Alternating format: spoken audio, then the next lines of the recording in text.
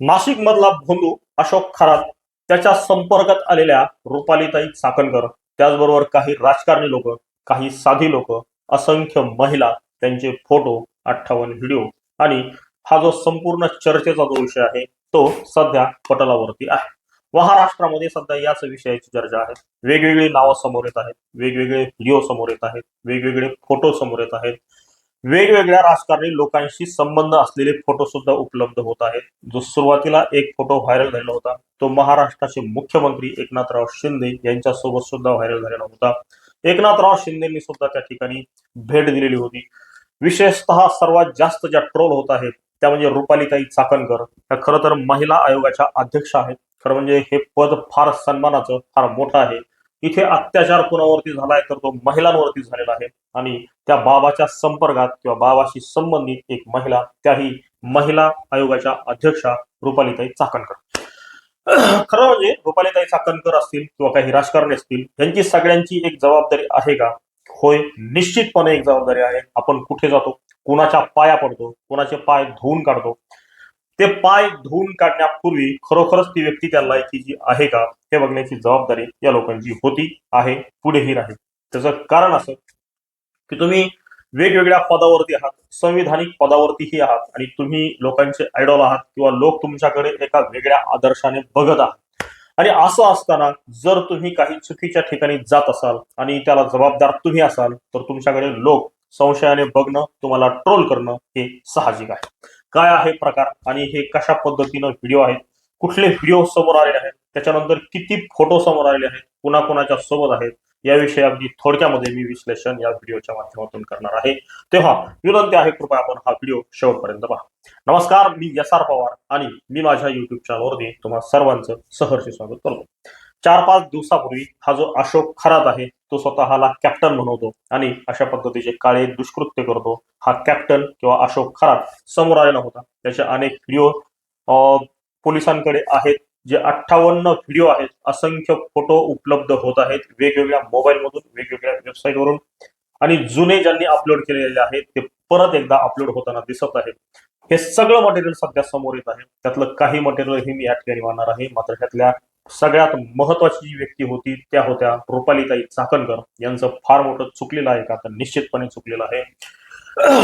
इथे अत्याचार कोणावरती झालेला आहे तर अत्याचार महिलांवरती झालेला आहे आणि महिलांवरती अत्याचार होताना त्या बाबाशी संबंधित एक महिला आणि ज्या महिला आयोगाच्या अध्यक्षा, खरं म्हणजे महिला आयोगाच्या सगळ्यात चर्चेत असलेल्या अध्यक्षा त्या रुपालीताई चाकणकर आहेत. यापूर्वी इतक्या ट्रोल झालेल्या किंवा अशा वेगवेगळ्या प्रकरणामध्ये ज्यांचं नाव आलं अशा आतापर्यंत कुणीही नव्हत्या.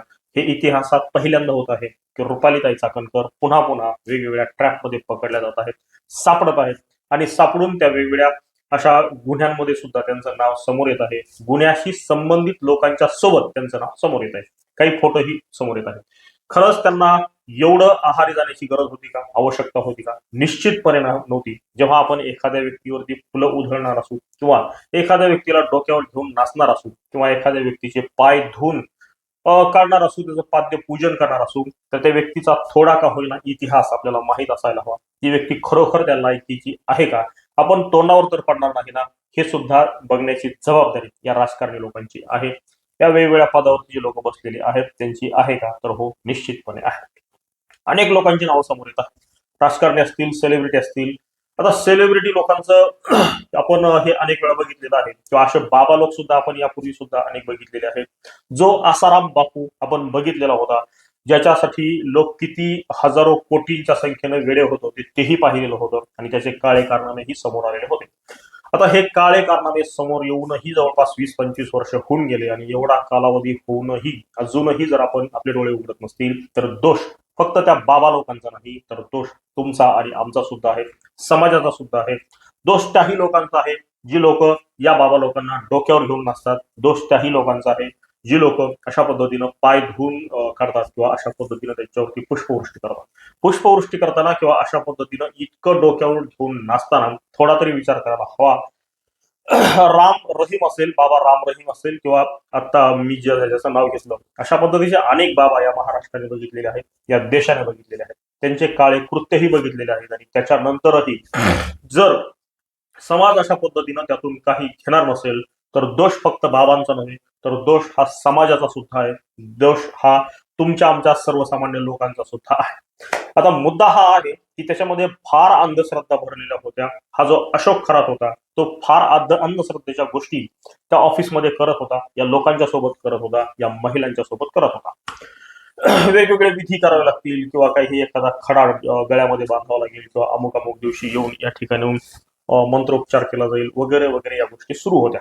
आता एवढ्या अंधश्रद्धा जर चालू असतील तर आपण शिकलेलो आहोत आणि याच्यामध्ये गुंतलेले बहुतांश लोक हे शिकलेले आहेत, सवरलेले आहेत, शिकले सवरलेले आहेत आणि विशेषतः ते विज्ञानही शिकलेले आहेत. विज्ञानाच्या युगात ह्या गोष्टी घडत आहेत. फार पूर्वी असं बोललं जायचं की शिक्षण नसल्यामुळे मग अशा पद्धतीचे काही बाबा समाजाचा गैरफायदा घेत असतील, परंतु आत्ताची गोष्ट वेगळी आहे. आपण आधुनिक भारतामध्ये, आधुनिक जगामध्ये जगत आहोत आणि आधुनिक भारतामध्ये सुद्धा अजूनही अंधश्रद्धेला थारा देणारी लोक तुमच्या आमच्यामध्ये भरपूर आहेत, जी शिकलेली आहेत, उच्च शिक्षित आहेत. आणि उच्च शिक्षित लोक सुद्धा अशा पद्धतीनं इतक्या अंधश्रद्धा पाळत असतील तर हा प्रश्न फार गंभीर आहे. हा फक्त अशोक खरात याच्या पुरताच मर्यादित नाही. आमच्यामध्ये अंधश्रद्धा किती खोलवर पोहोचलेल्या आहेत, रुजलेल्या आहेत आणि याच अंधश्रद्धा अजूनही इथून बाहेर पडण्याचं नाव घेत नाहीत, हे सुद्धा आपण समजून घेण्याची आवश्यकता आहे. आता एवढ्या अंधश्रद्धा जर असतील तर मग एक समिती आहे, अंधश्रद्धा निर्मूलन समिती, जी गेल्या अनेक वर्षापासून काम करत आहे. तिच्या सोबत येऊन काम करण्याची गरज आहे. उलट अर्थी काही लोक अशा पद्धतीनं भोंदू बाबांच्या सोबत जाऊन त्याला बळी पडत आहेत, आपले लाखो रुपये खर्चत आहेत, पैसे त्याला देत आहेत. हा एक बाबा असंख्य रुपये, लाखो रुपये जमा करत होता आणि त्याची प्रॉपर्टी करोडोमध्ये आहे. करोडोची प्रॉपर्टी त्यानं अशा पद्धतीनं अंधश्रद्धेच्या मधून निर्माण केलेले आहे. लोकांना अंधश्रद्धेने भीती घालून त्यानं निर्माण केलेले आहे. हे सुद्धा फार गंभीर आहे. तेव्हा अशोक खरातने महिलांच्या सोबत काय केलं हे तर महत्वाचं आहेच, त्याला त्याची शिक्षाही व्हायला हवी. मात्र अंधश्रद्धा पसरवणं हा सुद्धा फार मोठा गुन्हा होता, गुन्हा आहे. त्याचीही कलम त्याच्यावरती लागायला हवी आणि त्याचीही शिक्षा त्याला भोगायला लावणं अत्यंत गरजेचं आहे. अंधश्रद्धा निर्मूलन समिती ही गेल्या अनेक वर्षापासून काम करते आहे. तुम्ही आम्ही त्याच्याशी जोडण्याची आवश्यकता आहे. अंधश्रद्धा निर्मूलन नेमकं काय आहे ही समजून घेण्याची गरज आहे. आणि श्रद्धा आणि अंधश्रद्धा याच्यामधली सीमारेषा जरी पुसट असली तरी आपण आपल्या संकल्पना नीटनेटक्या समजून घ्यायला हव्यात.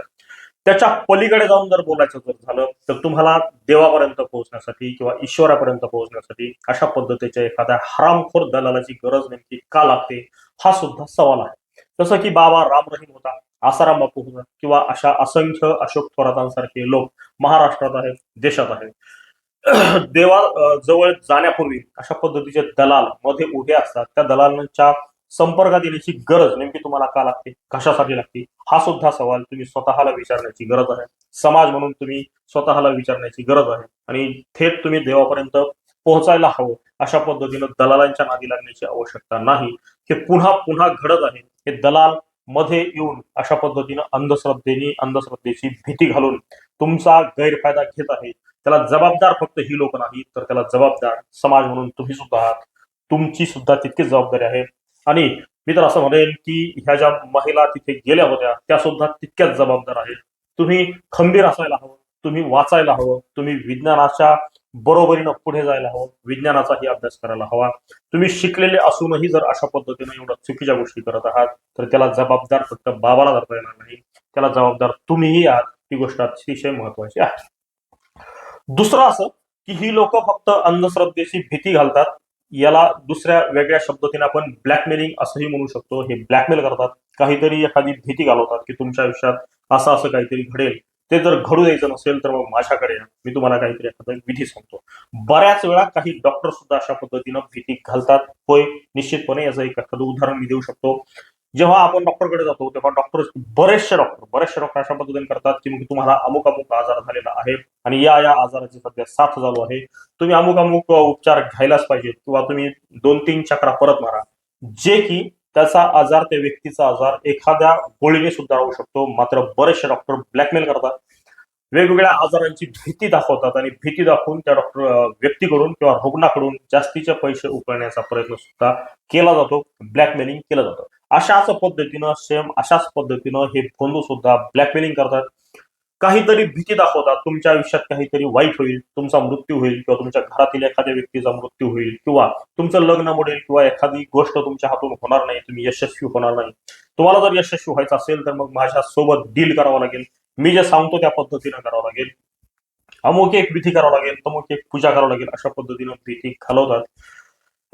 ब्लॅकमेलिंग करतात आणि ब्लॅकमेलिंग केल्याच्या नंतर पैसे उकळतात. पैसे उकळून नंतर ते मालामाल होतात. याच्यापासून वाचायचं असेल तर त्याला फक्त एकच मार्ग आहे आणि तो मार्ग असा आहे की या भोंदूंच्या नादी न लागणे, एवढा एकच मार्ग त्याच्यामागे आहे. मी सुरुवातीला हे असं सांगितलं की या लोकांना म्हणजे या लोकांच्या संपर्क जाण्याची काहीही गरज नाही. देवापर्यंत पोहोचण्यासाठी अशा कुठल्याही दलालाची गरज नसते. मात्र हे अजूनही समजून घ्यायला लोक तयार नाहीत. अंधश्रद्धा निर्मूलन समितीचं काम अतिशय उत्कृष्ट आहे, तेही समजून घ्यायला लोक तयार नाहीत. विज्ञानाचं युग आहे, मात्र त्याच विज्ञानापासून दूर जाऊन अशा पद्धतीनं बाबा, त्याच्यानंतर हबप, एखादा कीर्तनकार जो तुमचं नंतर तुमच्याच कुटुंबातील एखाद्या व्यक्तीचं शोषण करतो, एखाद्या महिलेचं शोषण करतो. तुमच्या घरी एखाद्या शास्त्रज्ञाला बोलायला हवं, तुमच्या घरी एखादा विज्ञानाचा प्रोफेसर बोलायला हवा, तुमच्या घरी एखादा चांगला माहिती देणारा बोलायला हवा, त्याच्याकडून काही ना काहीतरी तुम्ही ज्ञान मिळवण्याचा प्रयत्न करायला हवा, एखादा लेखक बोलायला हवा, काही पुस्तकं तुम्ही खरेदी करायला हवीत, विज्ञानाची असतील किंवा अंधश्रद्धा निर्मूलन समितीच्या संदर्भातली काही पुस्तकं तुमच्याकडे असायला हवीत, ती वाचायला हवीत आणि तुम्ही सजग असायला हवं. जर तुम्ही सजग असाल तर तुमचा अशा पद्धतीनं कुणीही गैरफायदा घेणार नाही. या सगळ्या प्रकाराला आणि जे प्रकार पुन्हा पुन्हा समोर येत आहेत त्या सगळ्या प्रकाराला ही बाबा लोक फक्त जबाबदार नाही, तर त्याला समाज म्हणून तुम्ही आणि आम्ही सुद्धा तितकेच जबाबदार आहोत. अशा पद्धतीचं विश्लेषण मी या व्हिडिओच्या माध्यमातून केलेलं आहे. माझा हा प्रयत्न आपल्याला खरोखर आवडलेला असेल तर माझी विनंती आहे, माझ्या चॅनलला सबस्क्राईब करा, हा व्हिडिओ जास्तीत जास्त लाईक करा, कमेंट करा, शेअर करा, अशा पद्धतीची विनंती करतो आणि तुर्तास या ठिकाणी थांबतो. धन्यवाद.